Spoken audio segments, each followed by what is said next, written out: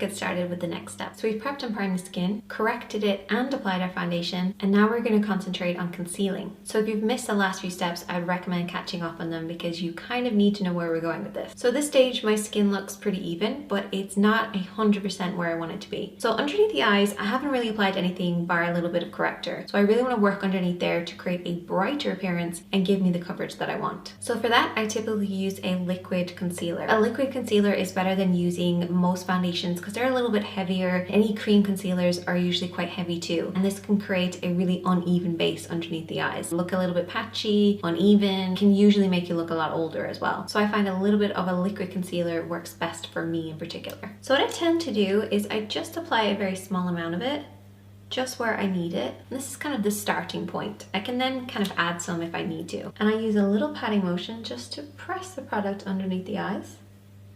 And I'd recommend looking up, and this allows you to get right underneath those lashes and to create a smooth base. So for some people, this won't be enough coverage underneath the eyes. For me, it typically is, but if you want to add more coverage, go ahead and do that. So I did apply a little bit of corrector underneath my eyes, which definitely made a massive difference. But if you haven't done that and you just want to use concealer, you can always get a concealer with a built-in corrector. Now, when it comes to concealers underneath the eyes, a mistake that a lot of people make is to use a really light concealer. That's great if you want to highlight underneath the eyes, but if you have any discoloration underneath that, it creates a kind of a graying effect. So by the end of the day, your under eyes are gonna look kind of gray. So I'd recommend using a corrector first and then going in with your concealer if you want to use a very light one. They work really well together, but if you're not going to apply that corrector, you need to apply something that's very close to your own skin tone. Now, when it comes to blemishes, the funny thing is a slightly darker shade can work really well for covering up blemishes. So if you have any discoloration on your skin, typically you'll just grab your concealer and just apply it. But if it's a little too light, it can actually make it more obvious. So I'd actually recommend using a concealer that's maybe half a shade darker. Just apply it to that area, and then the little trick is to apply a bit more of your foundation over the top. Now, why do we do that? Because if I apply concealer on this area and it's a perfect concealer and it's going to really conceal it up, it's going to actually still be obvious. You have to make sure that it matches the rest of the face, and the best way to do that is to apply a bit of your foundation over the top. That way everything is really seamless. And you also don't want to go in with a big brush. It's better to use a slightly smaller brush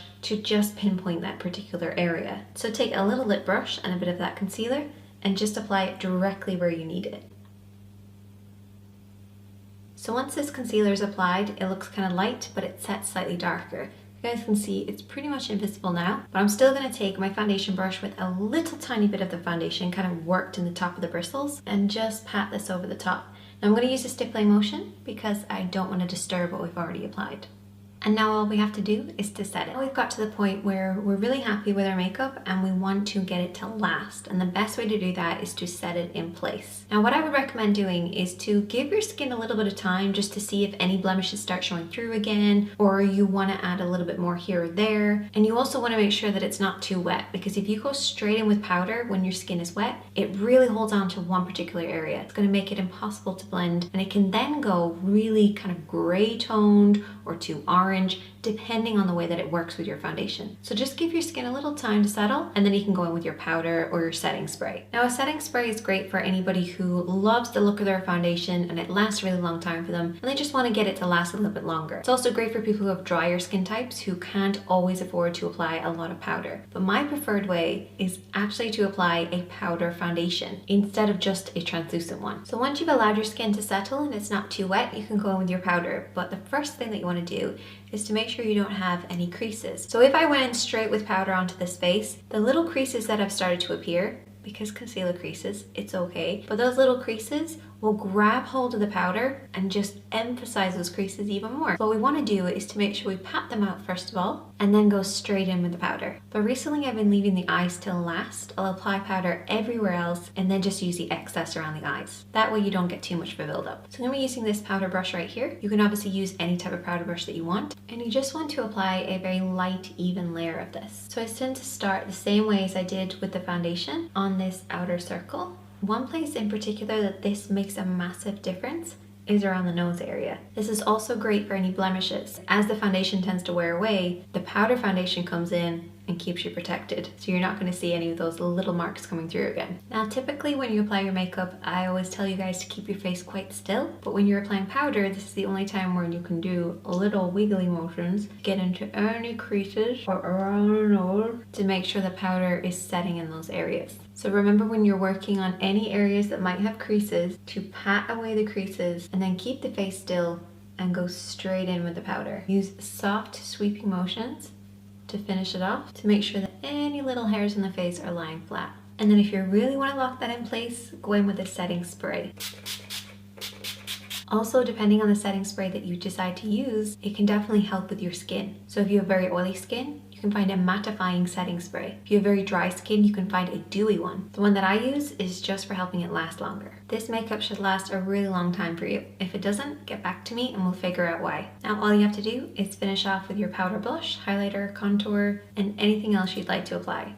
And that's this step completed with the next step. So we've worked with the texture and the tone of the skin, and now we're going to apply the actual foundation itself. Now I know a lot of these steps will feel like, why do we have to do them? And even sometimes I don't bother doing them either, but they do give your foundation a little helping hand. So if it's for a special occasion. So my favorite way to apply foundation, and everyone's a little different, is I apply it with a flat brush and then I use a blending brush to buff it in. Now you can swap out this brush for maybe using your fingertips, and you can swap out this brush for a damp sponge. Now before I get into applying the foundation, I also have a couple of rules about how I apply it. So I always think of my face in two circles. So we have the inner circle from the eyes around this area, and then the outer circle, which is the rest of the face. The typical way that you apply foundation is to apply it from the center out. But I find you end up with a lot of makeup in here, especially because I end up applying concealer underneath my eyes, and this whole area gets a little extra powder as well. So using too much foundation can just be over the top. So when I apply my foundation, I actually start from the edge of the inner circle and then blend out, and just use a little less on your brush as well. This can make a massive difference. So I'm going to take my foundation and I pump a little bit on the back of my hand. I usually use like 2 pumps at a time, and the reason I put it on the back of my hand and not on the brush is actually to protect the brush more than anything. You don't want to pump your foundation directly onto your brushes. It's not a good idea and it will damage them over time. And also applying it on the back of your hand gives you a little bit more control over how much you apply. So you're going to dip it in,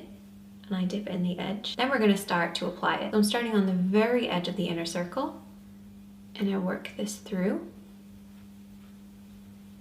And I use little sweeping motions, keeping them quite short in some areas and long in others, depending on how much coverage I want. I try to keep the brush quite smooth along the skin, so I'm not coming at the skin like this and pushing the brush down. I'm keeping it quite flat against the skin, so the bristles aren't really moving too much. And then we can come within the inner circle, but I completely avoid underneath the eyes. And I want you guys to pay close attention to how you're actually applying your product. Even try recording yourself applying your makeup. Sometimes you don't know you're doing something until it's pointed out to you. I do, however, apply a little bit on the lids. It's just the under eye that I avoid.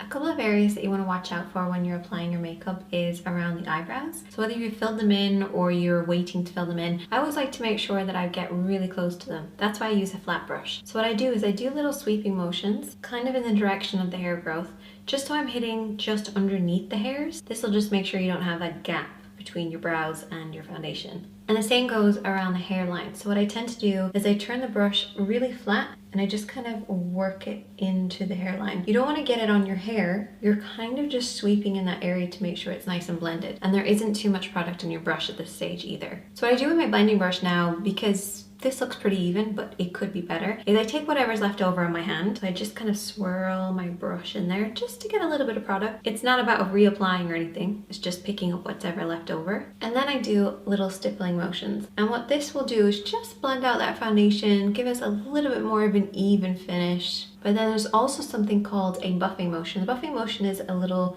swirl like this, but not everybody can do that. If you have sensitive skin, particularly if it's sensitive to the touch and it can get quite red, the same goes for anybody who has dryness on the skin, because this little buffing motion will kind of lift up any of those little dry patches, so we don't want that either. You want to be quite light-handed with the brush. We're not trying to put too much pressure on it. Just let the bristles do their work. Now what I want you guys to do is to take a good look at your skin, see if you need to maybe reapply some areas that you might have missed, or maybe you need to buff a little bit more, and also pay attention to any areas that don't have the coverage that you want. So if you have any blemishes that are still showing through or any discoloration, don't panic, because then we're going to use concealer and powder to make sure that we get full coverage from it. I always think less is more when it comes to foundation. There's so many other things you can add on to improve the look of your foundation. Foundation really is just there to create an even base for us to continue working with.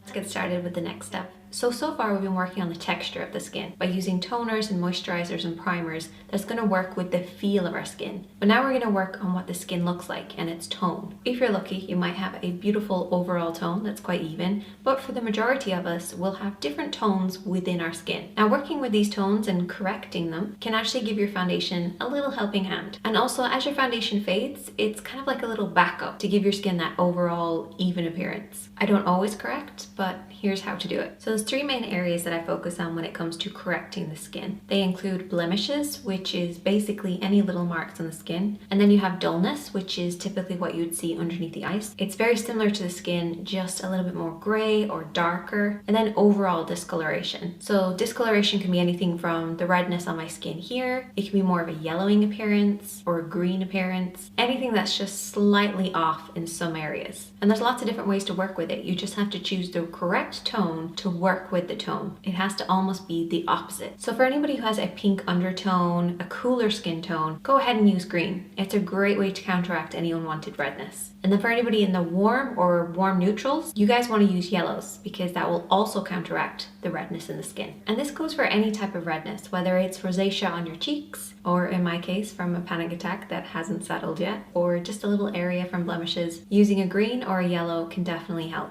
You only want to have a light layer of the corrector. We're not looking to hide anything. We still have concealer and foundation and powder go over the top. We're just camouflaging it. So a lot of people think that correcting needs to be really intense and needs to be a ton of product on the skin. It doesn't. Just a light layer can make a massive difference. Now when it comes to dullness underneath the eyes, the same thing goes. You want to make sure you're choosing the right tone depending on your undertone and the depth of your skin. This pretty much starts from anything of a pale pink, which is typically what I use because I'm quite pale, all the way up to a salmon tone, orange tone, all the way up to even a red tone. A little goes a long way. So just focus on the exact area that you need it and make sure it's a very thin layer. Now, if you're not a big fan of correctors and you feel like you just don't have time for them, you can always get a concealer with a built-in corrector. And this can make things a lot easier. Whether it's warmer or cooler, lighter or darker, you can actually then just use your regular concealer to work on any discoloration on the skin. But we'll talk a little bit more about concealing in another video. And that's the step complete. So once you've applied your moisturizers and toned and refresh your skin, you want to let it really settle on there. Because if you go straight in with your makeup at this stage, your makeup is not going to last. Because yes, moisturizer does give your foundation something to hold on to, but if it's too damp, it'll actually just end up slipping and sliding. So give yourself a few minutes now just to let that settle, and then we'll move on to the next step. So for the next step, we're going to prime the skin. So we've done a lot of our prep work already, and the moisturizer will definitely help, but priming your skin can also give your foundation a little helping hand. What I tend to do is I use an illuminating primer. The best thing about the primer that I use is it's not only illuminating, but it also controls oils. So even though I'm going to have really glowy skin, it's not going to be greasy looking. And less is more when it comes to primers, especially if you've prepped with your moisturizer enough. You shouldn't need too much primer. Now the primer that we use on the eyes and even the lips usually is a little bit different. You can use this primer on your eyes and your lips, but it won't be as beneficial as using one that's designed for the eyes and the lips. Now another primer that I also like to use is something for large pores, because not everybody has the same skin all over. Unless you're pretty lucky, maybe you do. But I actually have large pores on my nose and on my cheeks. So what I do is I use a pore minimizing primer, and you only need a very small amount of it. And what I do is I do a pressing, swiping motion. And what this will do is it will fill in any of those pores, make sure that we get a nice even base. It's also slightly mattifying. So sometimes if I'm not wearing makeup, I'll still apply this because it gives my skin that I'm not wearing makeup, but it kind of looks like I am wearing makeup kind of thing. Then I use whatever's left over on the rest of my T-zone. Now, as I said, not everybody needs a primer, but I would recommend it for anybody who has problematic skin. So if you have acne, very oily skin, very dry skin, or just for a special occasion you want your makeup to last just a little bit longer, then I would recommend using a primer. Now, the best way that I find is to use a primer that works with your moisturizer. So say for instance, if you have combination skin and you're kind of a little bit dry, but you're also kind of oily, you can use your moisturizer to moisturize the dry areas and the rest of the face. And then take something like a mattifying primer and just focus that on the areas that you need to, because for combination skin, you'll just have certain areas that are different from others. So it gives you a little bit more control. You can use your moisturizer and then you can use a primer and they'll work really well together. And I'll put some of my favorites in the description box, so definitely check that out. And that's the step complete. So prepping your skin can make a massive difference. And if you don't prep your skin, it usually ends up getting a little patchy, uneven by the end of the day. If you're one of those people, then these are the tricks that I would highly recommend trying out. If you prep incorrectly, it can be actually worse than not doing it at all. So you want to make sure that you're following these steps exactly in order to make sure that your makeup is going to last longer and look super even as it fades. 24 hours, your makeup's still going to look pretty good. So the very first step is to make sure that your skin is clean and fresh. The fresher your skin is, the better the makeup's gonna go on. But you wanna make sure that your skin isn't hot. So say I've just washed my face right now and it was with hot water. You see my cheeks are a little red? This can actually make the makeup melt, because as it goes onto the skin, it's gonna go on really hot. And then as your skin gradually cools down, it's gonna end up mixing and melting, which we don't want. So if you plan on washing your face or taking a shower, make sure you allocate enough time between your application. You really want to make sure the skin has time to cool down before you go in with any products at all. Now say if you're taking a shower in the morning, but it's a few hours later, or you're going out in the evening time and it's been a while since you've washed your face, I would recommend doing a little bit of a quick tone. I'm using the word tone because you can use your toner, but bear in mind the toner you use can make a massive difference. For instance, if you're using a toner in the evening time that has peeling chemical in it, which I absolutely love at night, before applying makeup, it's a big no-no. You want to avoid anything that strips the skin or dries the skin. We are not at the stage of teaching the skin anything. We're not trying to get it to do anything. We just want it to be nice and smooth and ready for makeup. So the best way to do that is to use a very mild toner, or even just micellar water. But I'm going to take a cleansing wipe and just run this over the skin.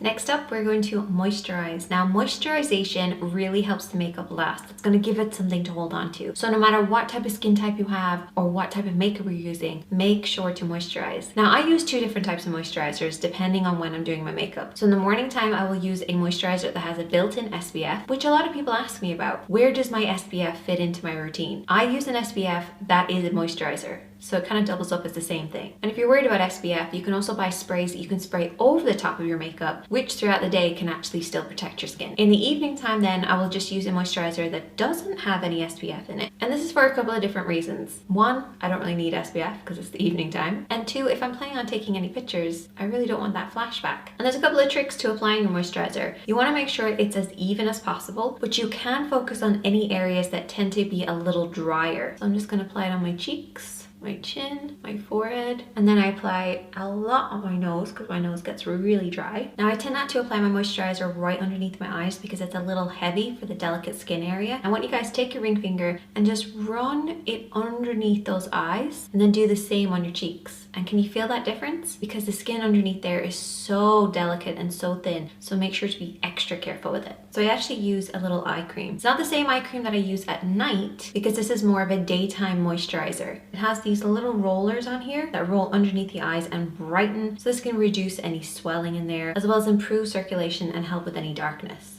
Another thing that I like to prep with is a balm. So if I have any little dry patches on my skin, maybe you have some old blemishes that are kind of not moving, or you have any dryness around the nose area from a cold, or maybe a little bit of sunburn even. This is great for just applying on those areas to help soften the skin, and this will then give your makeup something to hold on to as well. You can also then use this on your lips, which I don't like to neglect. Moisturized skin is plumper, healthier, and will glow. So any part of your skin that is showing, moisturize it. Not just your face, everywhere.